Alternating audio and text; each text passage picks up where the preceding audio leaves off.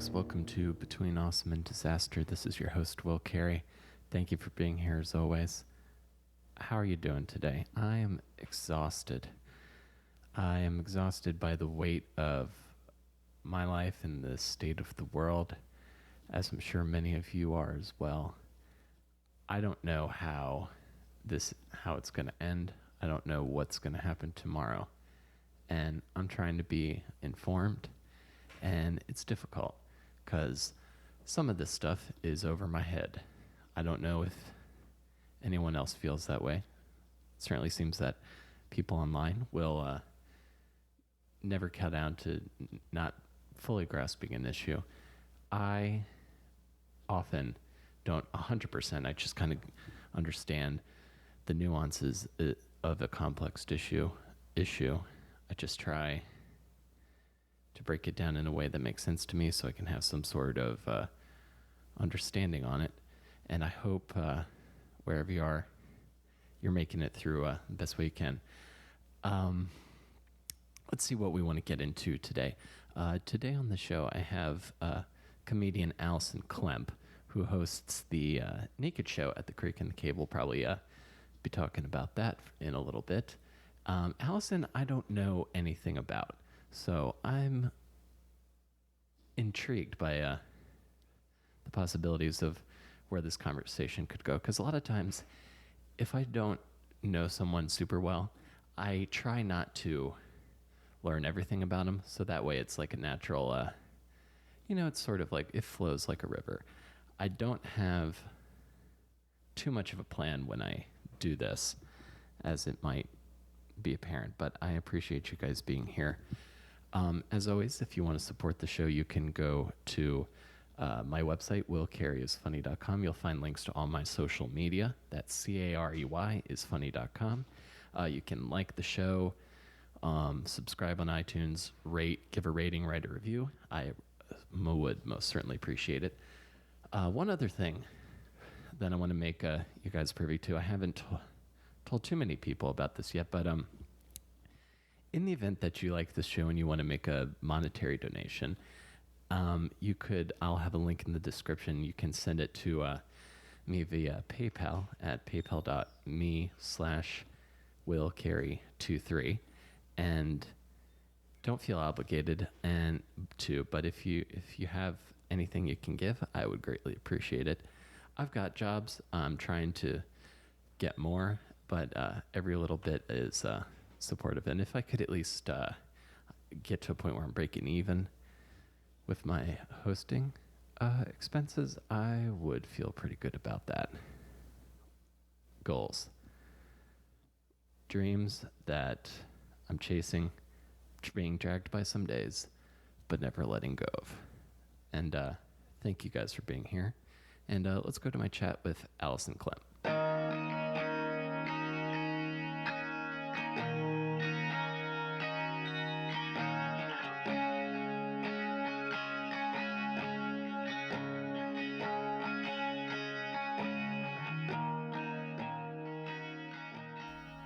Like a Pokemon gym or like a real gym? It was a Pokemon gym. Oh, yeah? So I would have like other friends being like, oh my God, your house. Mm-hmm. But I didn't care. Yeah, no, there's also one on the platform. So I like to go to the front of the platform usually, but sometimes I'll like go the middle and then have to run when I see the train coming. But yes. All for the love of the game. Well, you commit to your stupid things and I acknowledge that to a lot of people it's ridiculous, but it brings me joy. So. Well, that's all that matters. Yeah. So Alison, I don't know you super well. I feel like I think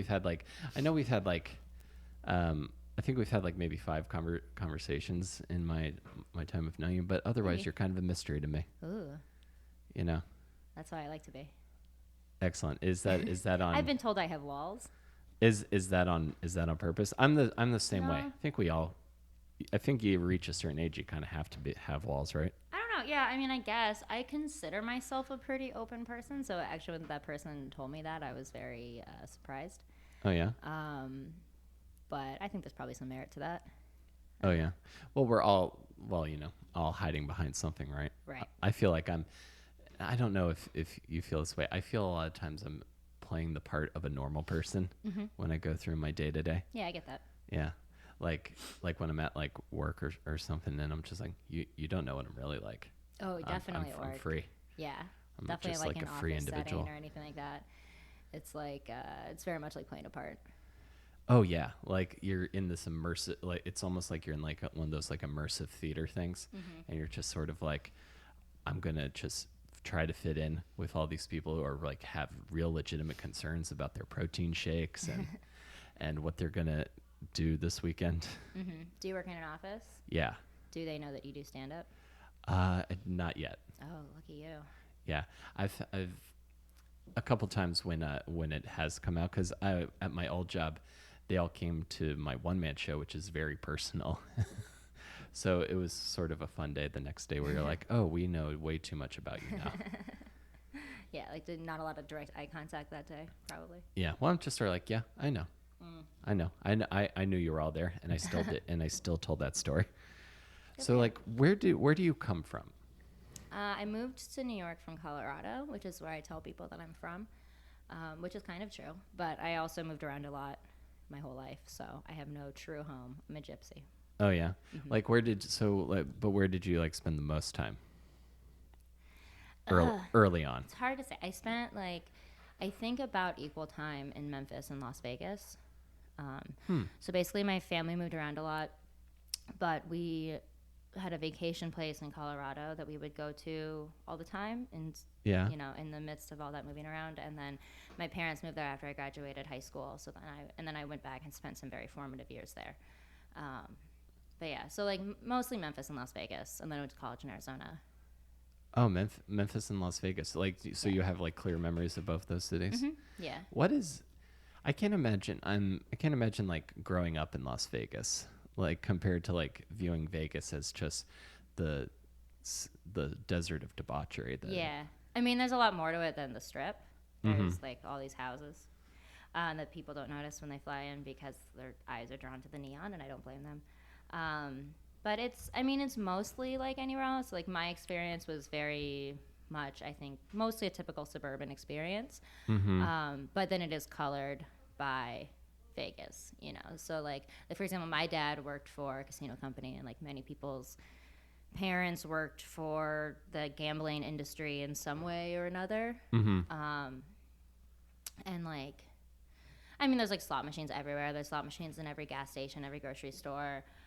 The movie theater that I went to near my house was in a casino, as was like a lot of restaurants, like were all in casinos. So you become very desensitized to that as a young age. It's just this sort of gambling is just sort of ever present thing. Yeah, it's just always there. Everywhere you go. Like my mom would drop me off to get my violin lessons, and while I was taking violin lessons, she would go to like some dingy little casino on Fremont Street and gamble play blackjack for like an hour while she waited for me. It's just like, oh, this is like a thing I'll do to pass the time while Allison is enriching her cultural intelligence, like whatever. Interesting. Yeah. So those are like, I feel like the things that like make it a little bit different.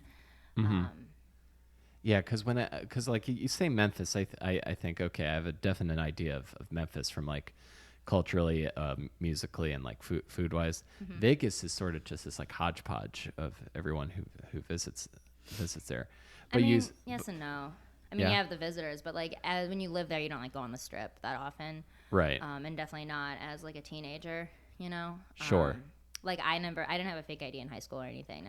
I know there were kids in my school who did, so like I didn't partake in any of that cultural experience so much. But I didn't have like a real understanding. Like I didn't know what last call was.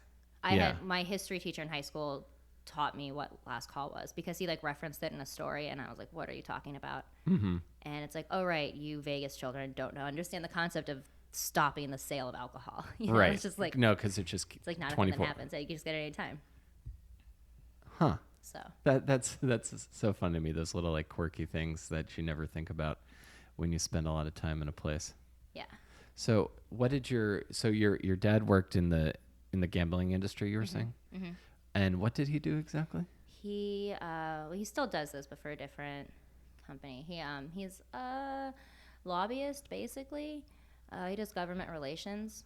which I only found out that he was a lobbyist. Like, I feel like my family like hid that my dad was a lobbyist for me for some reason. I feel like I could maybe see that because I know you mostly for like being very outspoken on at shows and on the internet. Yeah. So I could maybe see them not wanting you to know that. Yeah, although I mean, it's like my dad. Most of what he does is like with regional casinos to working with state legislatures to like keep their taxes down. That's like basically what he does. So he's a lobbyist on behalf of this particular company. Yeah. But a lot of times he'll be working on various bills that have to do with like gambling regulations. And yeah, like most of his work is like in the Midwest or like riverboats or. I'm honestly not sure what company he's working for now, but he is back in Vegas. Well, that's interesting because like I never think about like people who actually work in the casino business that aren't in a Martin Scorsese movie. Right. Yeah. There's a lot of like very boring aspects to it. Yeah, it's like that's a job. They're like fluorescently lit rooms where someone's got to count all the money and shit like that. Not even counting the money, just like cubicles and just like regular office life, but it just like happens to be for a casino. I used to think like, oh, it must be so exciting that my dad works for a casino, and he would bring home like the used cars from the casino. They have like decks that have holes punched in them, you know? Yeah. And I always thought that was very cool. And I would always be begging for my dad to take me to work. And then finally he did one day, and I was like, oh, this sucks. It's just like any other office. It's super boring. No. I did the same thing to my dad. My dad was a shift operator for a nuclear power plant. Whoa. So everyone, first off, everyone Your thinks... dad was Homer Simpson? Everyone thinks he was Homer Simpson. No, he was like... Oh, hack. I'm a hack. No, he would like... I'll leave now. No, he would like be he would be like the guys that like Homer Simpson reports to. Okay. Like he could have moved up, but he really enjoyed what his job was. So he was the guy that was like running around the plant for like 12 hours a day, checking like intake of water from the Chesapeake Bay. Because that cools where all the nuclear material is, which is what generates energy. So he's like running up and pulling levers and checking valves and all of that stuff. Well, so does he have any superpowers as a result? Not yet. Not that I've been able to confirm. Yeah, but the fun thing was like the actual like turbines where the machines are is like like one of the loudest places I've been. I was like maybe 8 when he took me there. So I was like, oh, my dad's cool. Now I realize it's like, oh, he's just kind of a blue collar guy, but it was cool. Hey, that's cool too, America. Yeah, I agree. What did your mom do? She currently is retired. She worked for the airlines for a long time. She was a flight attendant before I was born, and then I ruined all of that. And then she went back to work. I was like a teenager or something. I hope she didn't say that to you. In some words. Yeah, at some point in some words. She went back to work for the airlines as like a reservationist, and then transitioned into working like in the office doing administrative stuff for the airlines, like for the airports. And then she retired from that, which is great because when she was doing that, we had free flight benefits, so we got to travel to cool places we wouldn't normally. Oh, cool! Like, what kind of places were you going? We went like as a family. We went to Europe a lot, so we went to Scotland, England, France, etc. Mostly that, and then just like all over, like Hawaii a lot. My mom's from Hawaii originally, so we have family there. Oh, cool! So I got a lot of free trips to Hawaii as a youth. Oh, spectacular! That must have been nice.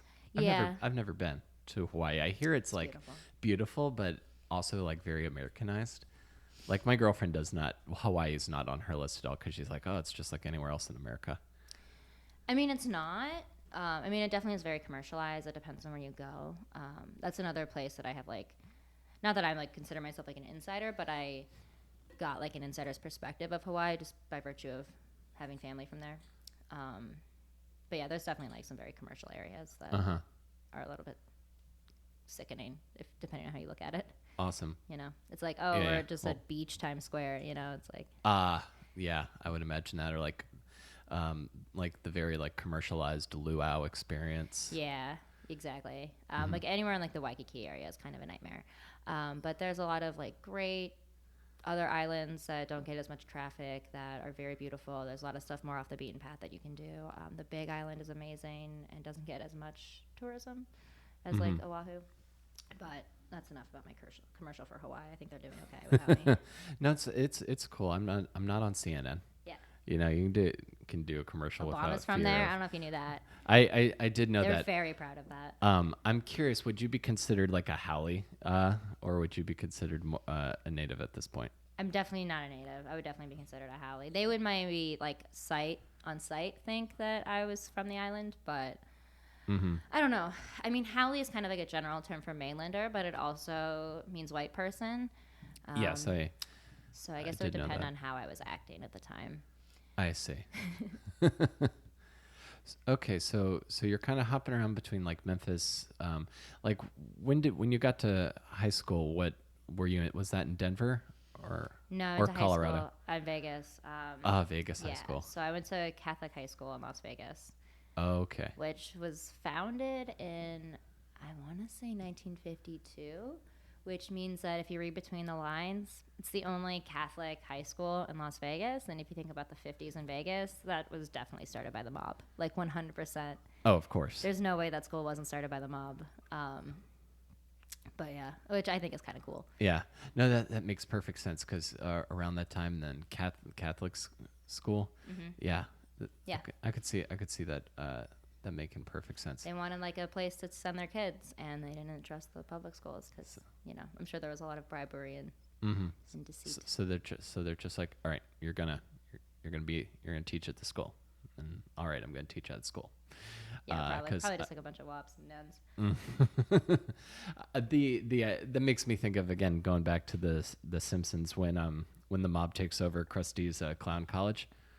And they're just sort of like, they might have valuables afterwards. So after your performance, you might consider robbing your customers. Yeah, that's a good point. So Catholic school in Vegas. First thing I think of is like a 80s metal music video. Is there like a heavy emphasis on Catholicism in your upbringing? No, we're not Catholic. I was sent there for part disciplinary, part academic reasons. I got into some trouble in 8th grade. So. Oh yeah. Yeah. You're a rebellious one. I was a bit of a rebel. Yeah. Yeah. What was that about?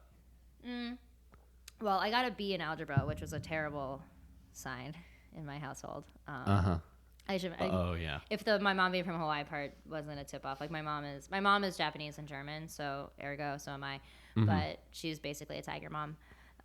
Okay. So grades were like very important, and also the violin as well was extremely important. So getting a B was like pretty bad, and then I was on the cheerleading team, and I got into a fight with another cheerleader, and I got suspended. Oh shit. So yeah, it was like pretty bad. Did she start it or did you start it? She started it, and I wish I could say that bitch. I finished it, but I didn't.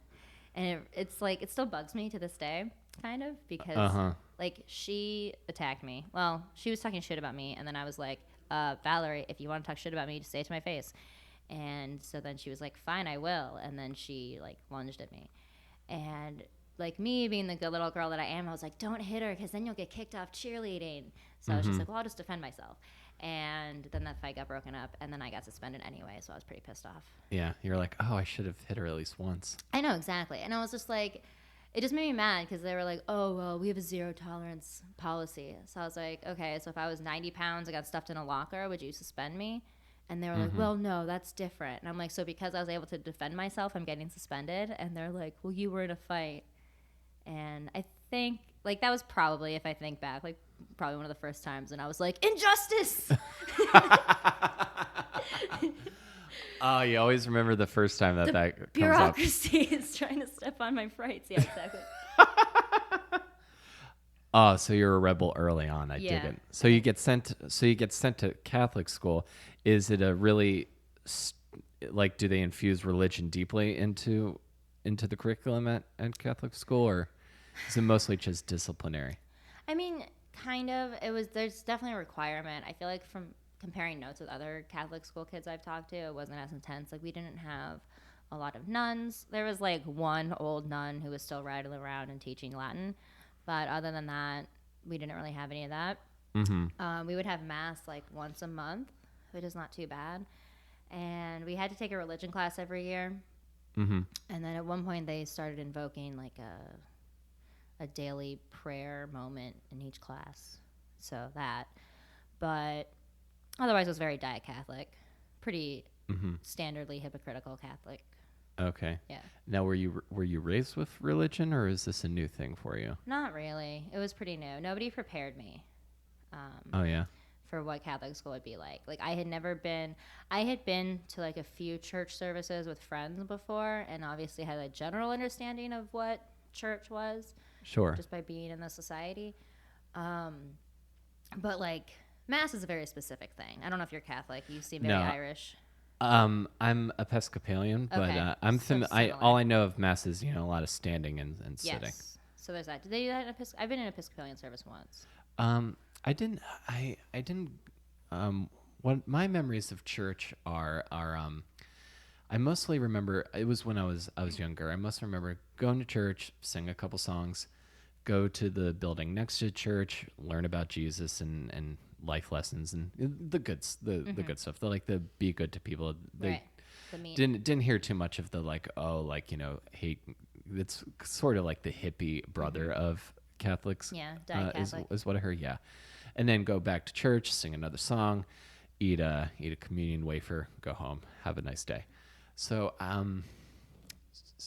so from my experience, religion was pretty laid back. Yeah. I don't have much experience of when people describe the oppressive or guilt infusing aspects of Christianity. Yeah. That's Did you have that? I mean, kind of, but nah, because it wasn't like my shit, But Uh-huh. like it was very confusing. The first day of school, there was a mass, and it was like everybody, was doing all these weird hands and signals and standing and like all of the when you repeat back, I'm blanking on the term for it, but the callbacks, and also to you and like all that shit. And like everybody, Father, Son, Holy Spirit, like the sign of the cross, everybody kind of knows that. But then there's like all this weird stuff with like the saints that I still don't totally understand that you're supposed to do. But anyway, and so everybody went up to like go get communion, but I didn't know what communion was. So I was just like, well, just follow the crowd, Sure. So I'm just like, I go up there, I get this little shitty looking Nilla wafer, and I didn't know what to do with it. I didn't recognize it as food. And so I just took it back to my seat, and I turned on this girl next to me, and I was like, what do I do with this? And she was like, she's like, you have to eat that. That's Jesus. And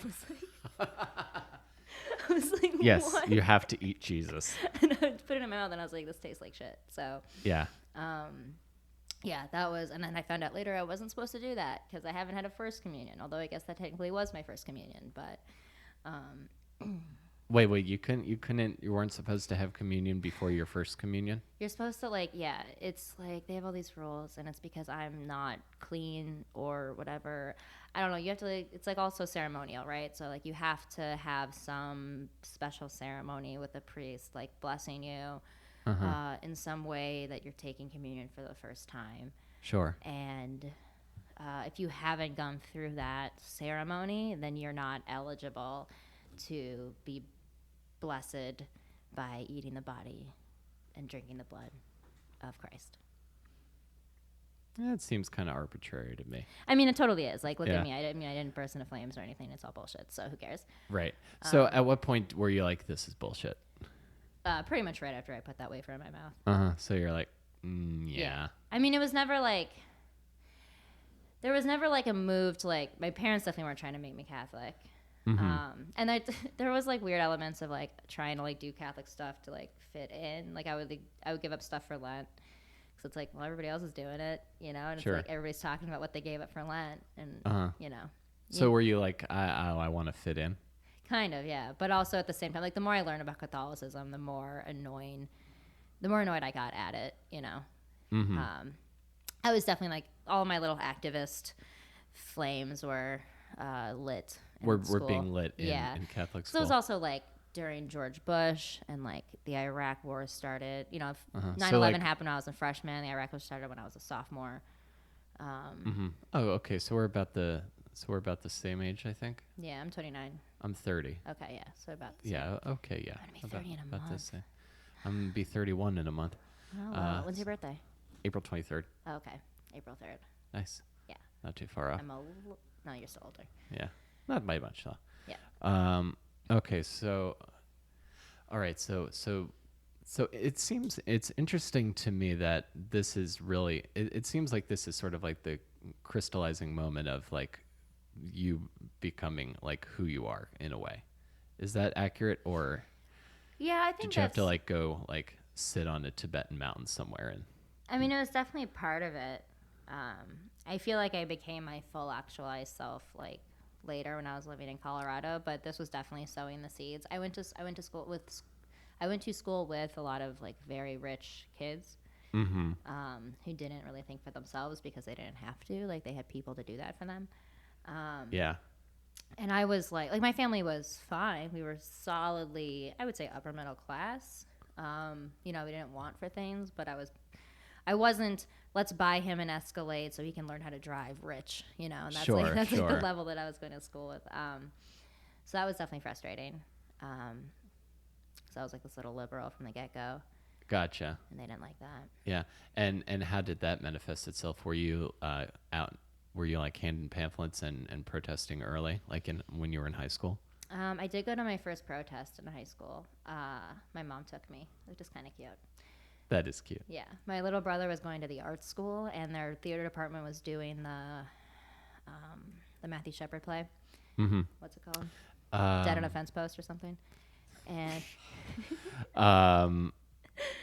isn't it like? I think it's the Matthew Shepard Project. Yeah, the Matthew Shepard Project, I think Yeah. is what it's called. It's a creative title. But yeah, so like they were putting on that play, and Fred Phelps and his crew were protesting. So I went for the counter protest, which was very exciting. Oh yeah. So you like were like in the grill of like Westboro Baptist Topes. Yeah, and I definitely went to like a few Iraq protests and stuff like that. But mostly I wrote for the school paper. Oh, okay, And, cool. Yeah, and I wrote humor articles. And I was about to ask when does comedy come into this? yeah. So I didn't know. I didn't like have aims to be a comedian. I was very into theater. Me And too. I was still like not totally sure about like, anything because I was like 16. Sure. But I definitely really like theater, and I did like comedy a lot. And I was the only person that I knew, other than like my brothers, who liked stand-up comedy. So I would write the. Oh, sorry. Go ahead. Oh, I was about to ask. Do you like remember like when you first like realized like stand up was an actual thing? Because I remember for the longest time not quite understanding what stand up was. Mm-hmm. The first comedy I heard was like Jeff Foxworthy, and I didn't get that you do that on a stage in front of an audience. And then I don't think it was until, man, gosh, how old was I? I think it was maybe like 10 or 11 when my best friend lent me a VHS of Bill Cosby's himself, and I learned, and that was like the first time I saw stand up. It plays very differently to me now. Right. But I was like, oh, okay, so you can just go on stage and be goofy. Mm-hmm. So do you have a person like that? I don't know if I have an exact like moment. Definitely the first album that I really like attached to was Dave Attell's "Skanks for the Memories." Yeah, that's a good one. Yeah, that one is still so funny. It's still so good. I'll give it a re-listen every now and then. It's still so funny. Mm-hmm. He's the best. Oh yeah, I of all the guys that like just when I think of like just joyful joke writing, I just everything he does, even like his like most absurd stuff, I'm like, oh, that is just beautiful. I love it. He's like of that like I don't think this is a category of comedy. I just heard it somewhere, and like when I think of like Crusher Club comics, him. I think of him and like Patrice and Bill Burr and your typical Seller type comic, but they really seem to get there's a certain style of like just annihilating of a crowd that happens from people who work there a lot. Yeah. It's just like can't follow them kind of thing. Yeah. Yeah, he's definitely up there. But I used to watch like Comedy Central Presents and stuff all the time. Like I remember Daniel Tosh's and Dane Cook's when they like first came out. Yeah. I remember, I think I saw... And who knew those guys would go on to be so insufferable?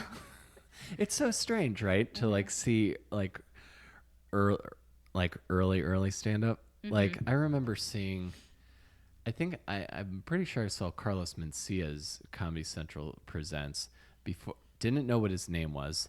Just knew him as this guy. Just was Or like the name of the person whose material he stole. right.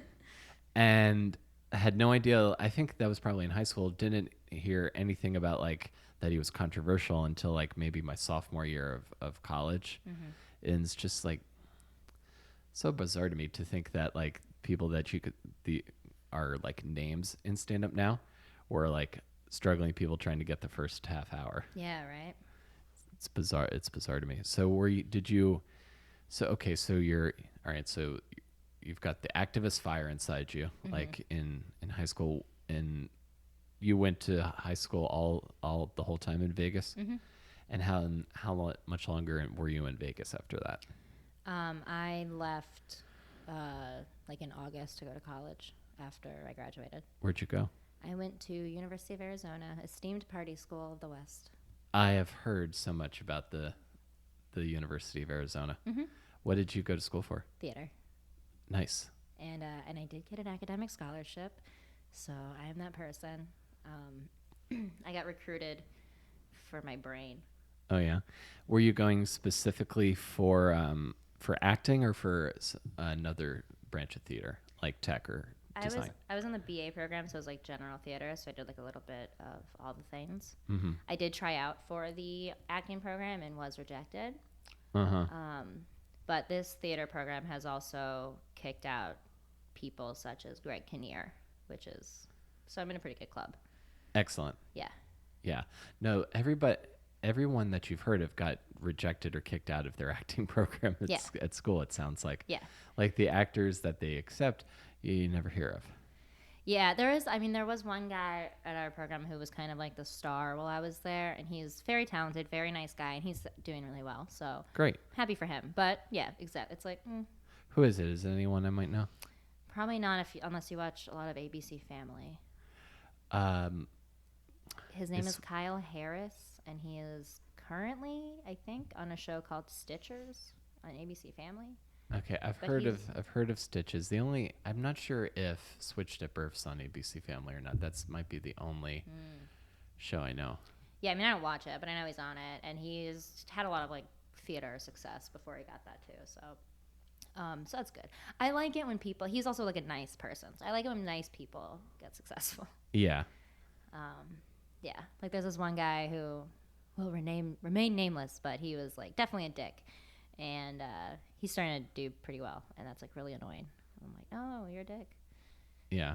But So, yeah, that always bugs me when that happens. I try not to think about it too much because otherwise I just drive myself insane.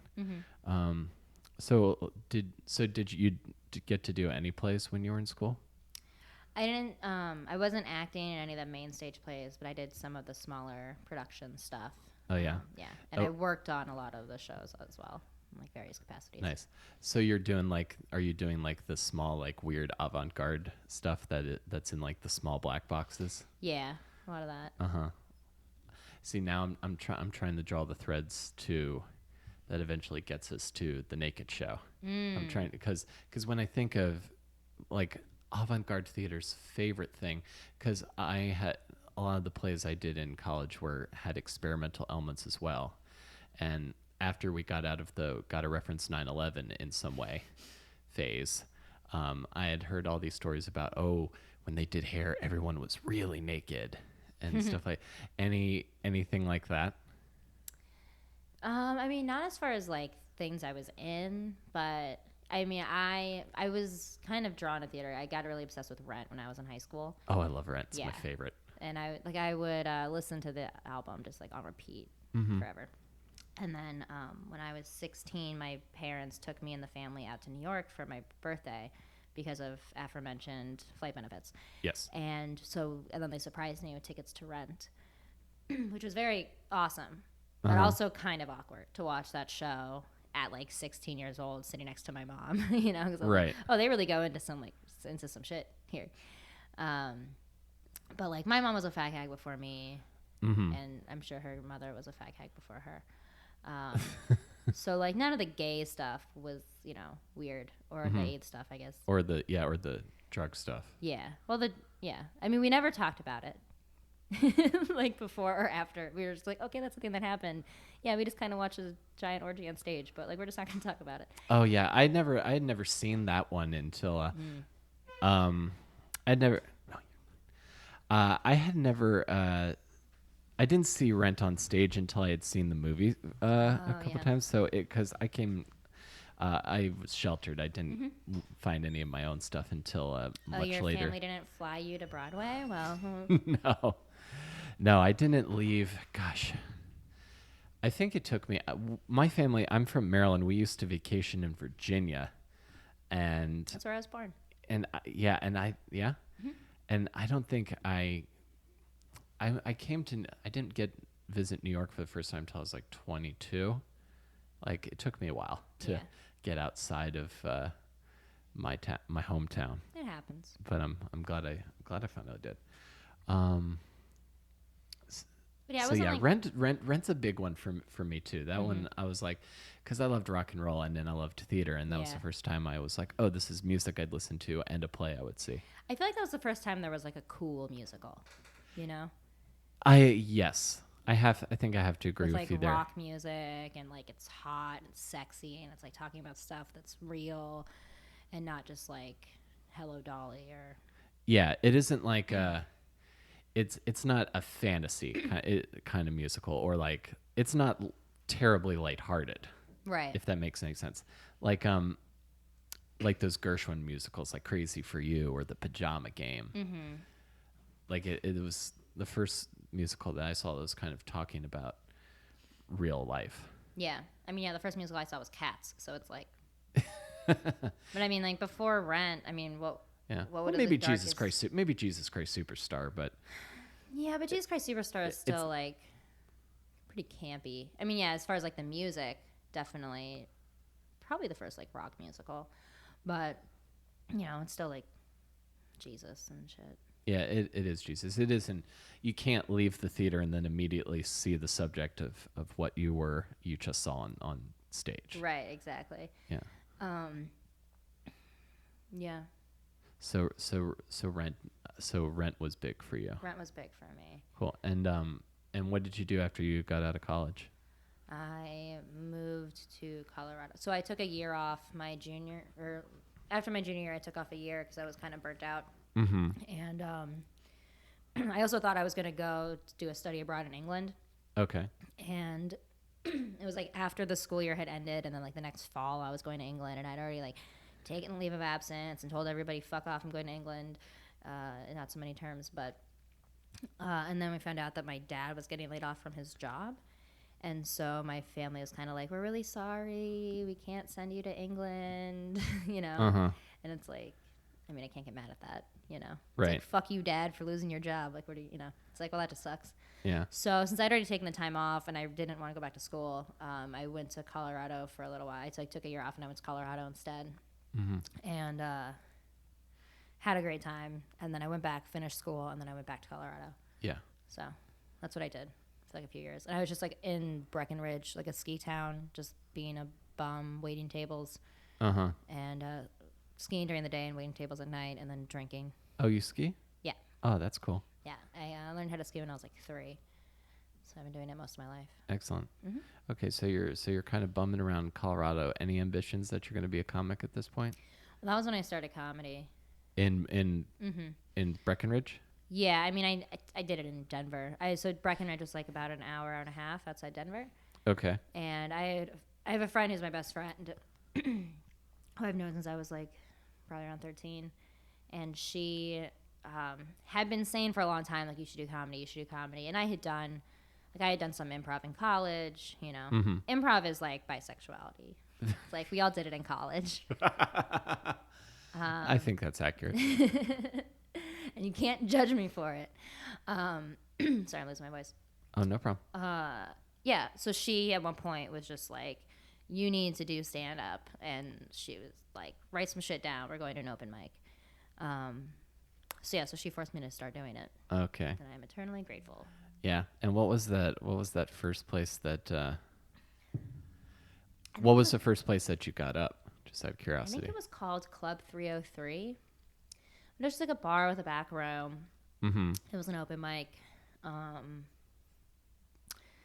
of typical street people, grungy, comics.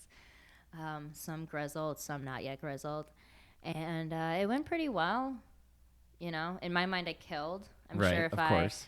I'm sure if I watched it today, there's no recording of it.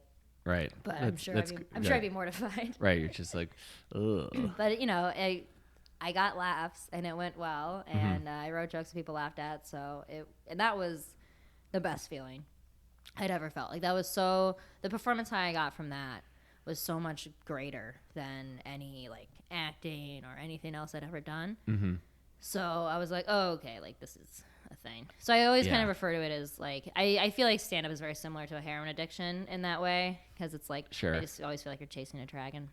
No, yeah, no, that makes perfect sense. You're chasing that like magical combination that just hits you just perfectly. But in order to do that, you got to like, I guess, put the needle in the wrong part of your arm a bunch of times and have a couple of bad doses. Yeah, exactly. You have to have the bad trips. You appreciate the good trips, right? Is that? I think that's what logic? I feel like that's what some people say. Mm-hmm. And then how long did you do stand up in Colorado? I mean, over the course of about a year, but not very consistently. Mm-hmm. Because of the aforementioned bumming and not living in Denver. Mm-hmm. They would do like a monthly comedy night in my town, and like after the show, you could go up and do the open mic. Of course, yeah. So I did that. That was awful. That was like my first experience of performing to like a space with chairs where the only person is like my boyfriend and some person, and then just like a bunch of people in the bar talking. Yeah. So that was great. That was like the crash from the initial high that I had. But you remember that first time, you're like, oh, I'll get it back. Yeah, but I mean, even in that moment, I was like, well, that doesn't count as bombing because there weren't any people there to bomb to. I'm like, if they were listening, they would have been laughing their asses off, but they were in the bar. So, confident early. Yes, very much so. I was also like very scared of bombing because then I went to visit my brother in San Francisco and, did some mics and stuff out there, and people there were so nice, and people in Denver are so nice. Like after I did that first set, all these people were like, oh, like I haven't seen you before. Are you new? Like, here's my card. Like you should come, like there's this show. You should like you should be submitting for the new talent night. Like all this, they're just like very helpful with information about things I should do. And same in San Francisco. Like everybody was very nice. They're like, oh, I haven't seen you before. You're new. Like, let me help you. And I was like, oh man, comedy is great. People are so nice and they just want to help you. Right. And I was like, I'm going to move to New York and do this for real. So you had everything's been great. Oh, perfect. Yeah, everything's worked out. I've never had a bad experience. Oh, fantastic. Well, then end the show, I suppose. I could just wrap it up right now. So you're bouncing around Denver, and then you were in San Francisco also? Yeah, just for like an extended visit. But yeah. Mm-hmm. And then when did you decide you were going to move to New York? So New York had always kind of been the plan. And at some point, I went on like a Rumspringa of sorts, and I had a breakup with that boyfriend who was sitting in the audience, and I just like traveled for like 2 months, went to a bunch of like not comedy festivals. I went to a bunch of music festivals, including Bonnaroo, which has comedy, but whatever. And I also came to New York for like a month to sort of test run the city, and had a great time. Didn't do any comedy while I was here, which is, I don't know why. I think I was just too drunk the whole time. That can happen. I was very drunk and fresh off a breakup, and so I was just like making out with everybody, as you do. And so I was like, okay, I'm gonna move to New York. Like that was the best month of my life. I went home and the sun was coming up every day, and I was just like a burgeoning alcoholic. It was very exciting. Yeah. And then I had this moment of like, maybe I don't want to be cold anymore. maybe I should move to Los Angeles. Uh-huh. Because I had this person in my ears being like, you should move to Los Angeles and take advantage of the fact that you look young and like all this other shit. Uh-huh. And so I was like, well, I'll give LA a try. And I have family too. Like my dad's from there, so I have family there. Mm-hmm. And I took a class at UCB, and 2 weeks in, got a DUI, totaled my car, and then had to deal with the repercussions of that, which extended my trip to Los Angeles. Right. In a not so fun way. And I was like, okay, universe, I hear you. I will move to New York City. Los Angeles is not the place for me. Uh-huh. So I moved here. So I made the decision, I guess, probably while I was in LA County Jail. Oh, you were in jail. Oh, yeah. When you get a DUI, you have to go to jail. That's part of the rules. How long were you in jail? Just like overnight. Oh. Not like a long time. What was that like? Jail was fine. I was the only person in my cell. You know, plus I was drunk, so whatever. Oh. Even though I was very adamant that I was not drunk. But it was fine. What really sucked was all the community service I had to do. I had to do 30 days of community service. What did they have you doing? 8-hour days cleaning up a park. Oh, man. Yeah, it was a nightmare. That sounds terrible. It was a real nightmare. I had the fortune of getting a judge whose son had been killed by a drunk driver, so that was exciting. Meanwhile, I met another dude. So he probably read you the riot act. She. I apologize. Yeah, she was not pleased with me. Women can be cunts too. I have never not said that. Like there's this like big myth that women can't be cunts. No, I got so mad because there was this guy that I met while at community service who was like typical white privilege bro. Mm-hmm. And he was like going on and on about how like he drives drunk all the time. And I was like I never drive drunk. And it was like this one time and I didn't think I was drunk. And then it all hit me while I was driving, you know? Right. So not to defend myself, I shouldn't have done it, but I was very remorseful is what I'm trying to say. Mm-hmm. And it was like a huge moment of like, we need to evaluate like all of our life choices that led us to this point, you know. Right. It was a huge life-changing experience. And then this guy was like, whatever, you know, like I do it all the time, like I just got caught, like it's bullshit, you know. Mm-hmm. He had crashed into like an electrical box and his blood alcohol content was 0.22.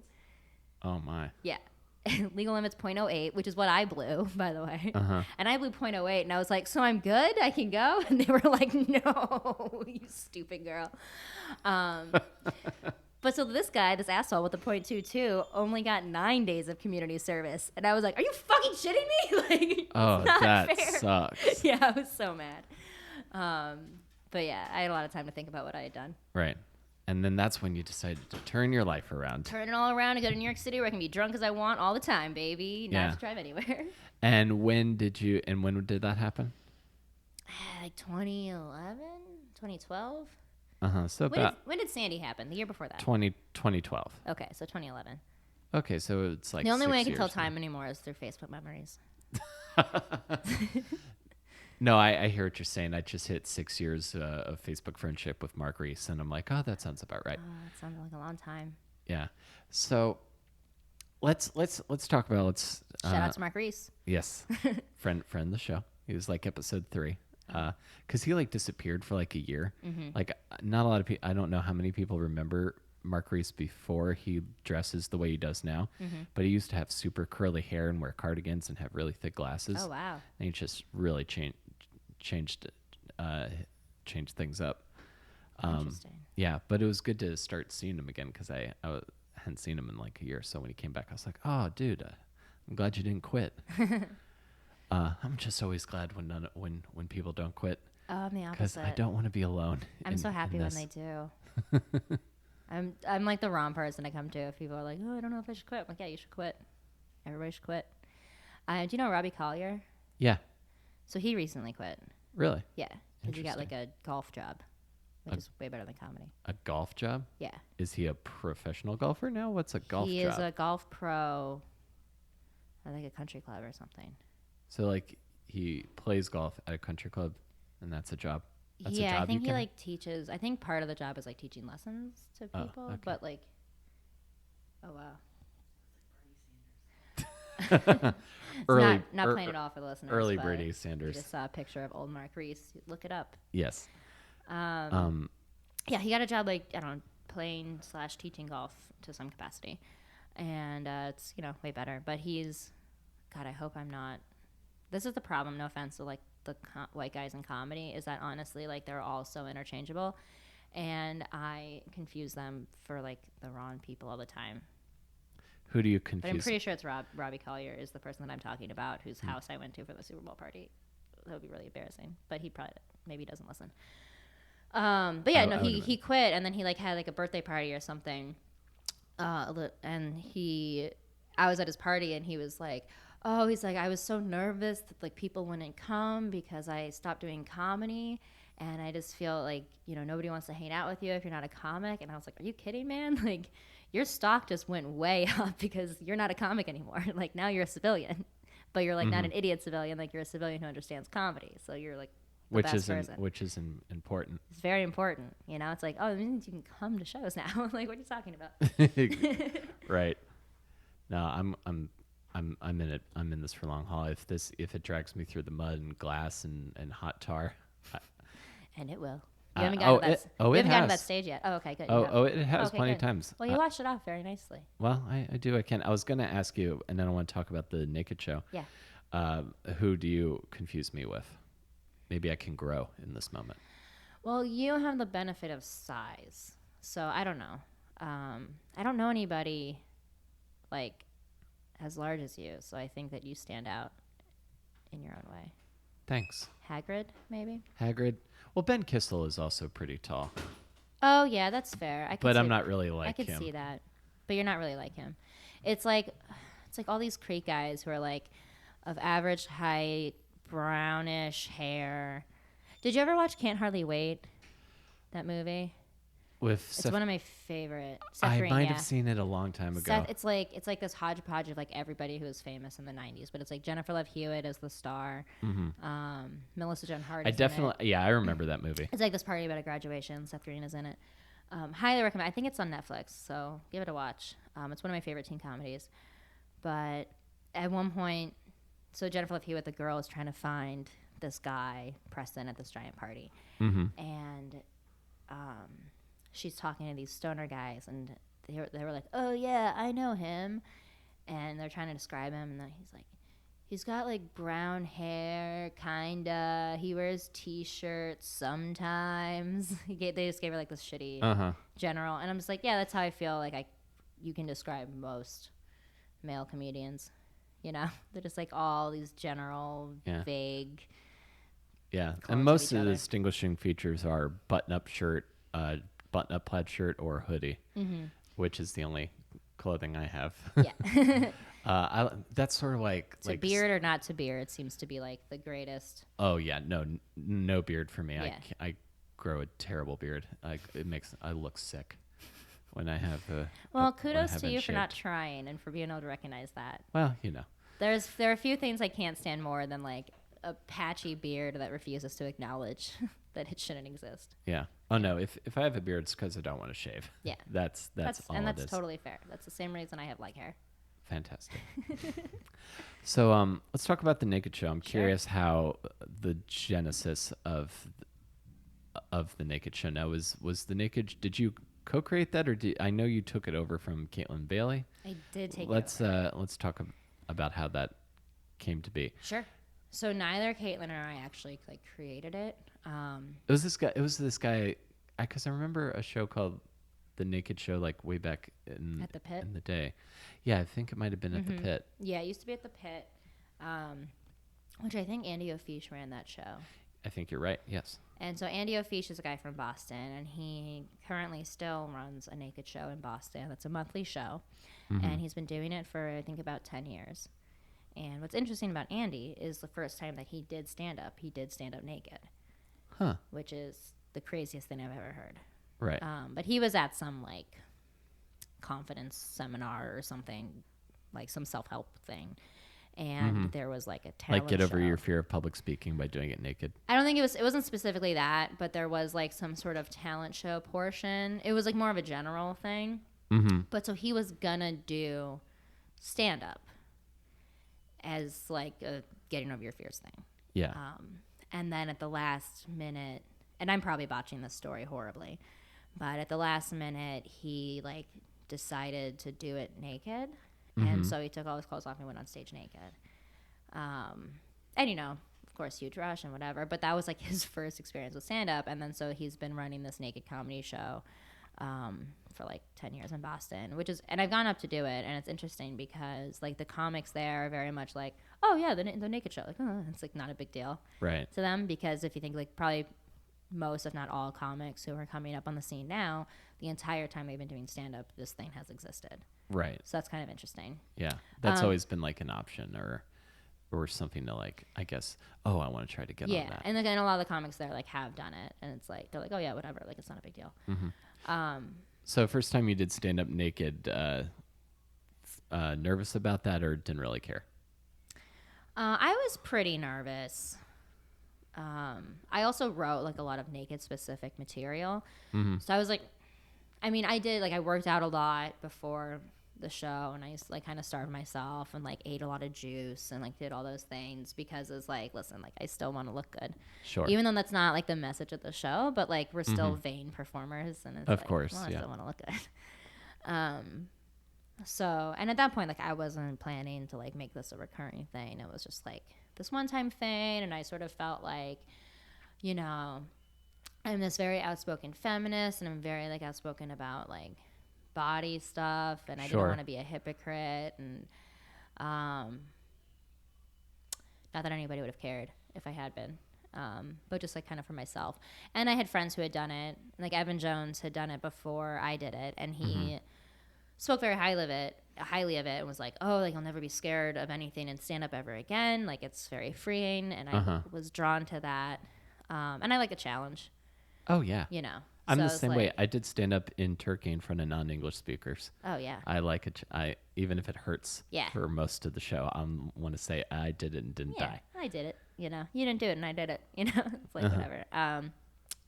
2 weeks prior to the naked show, I had done The Only One Tripping, which is a show where all the comics do mushrooms. And I kind of felt like, well, if I can do mushrooms, I can do naked, you know? Sure. And mushrooms was like a lot scarier than being naked. Yeah. Like so much scarier, I realized, because it's like you can prepare your mind mentally for being naked. Right. And like, and I've done mushrooms before, like plenty of times, but I've never done them on stage in front of a bunch of people. So that is like a whole other mind fuck that you can't prepare for. Yeah. But yeah, so that was, so yeah, Caitlin asked me to do it. So Caitlin revived this. Andy, I guess, had been running a show at the Pit for like some time. It ended some amount of time ago. And Caitlin, did you know Abigail? Yeah. Yeah. So Abigail, I think. Abigail Shaman was a New York comic. Now she lives in London. Yes. I imagine everyone knows her who might be listening to this, but just in case. case.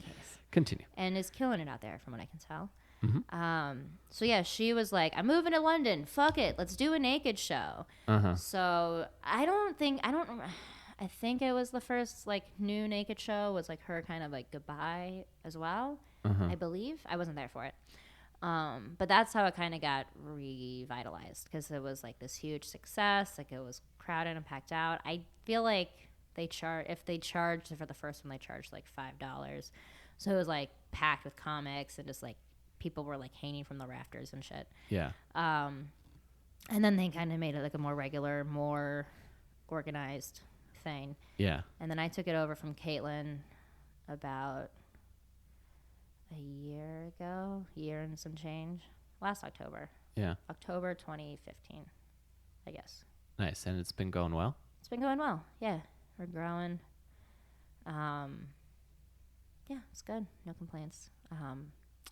Cool. I don't know.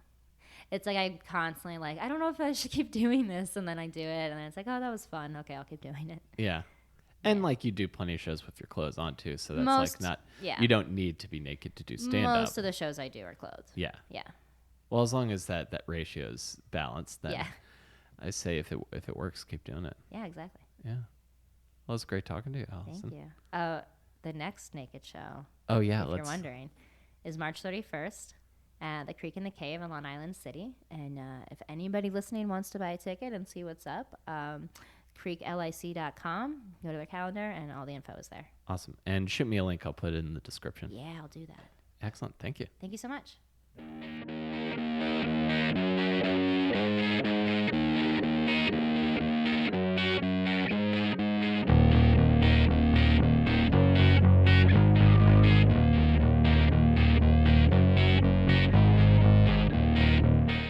Okay, folks, that's our show. Thank you for listening.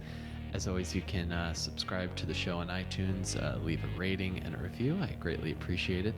Or if you want to donate money, you can donate it to me directly at paypal.me/willcarey23.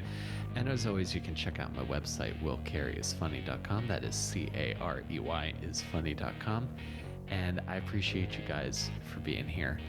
And it's gonna, I've said it before, but the way we'll make it through the world that we're in now is together. So thank you guys for listening. I will see you next week between awesome and disaster.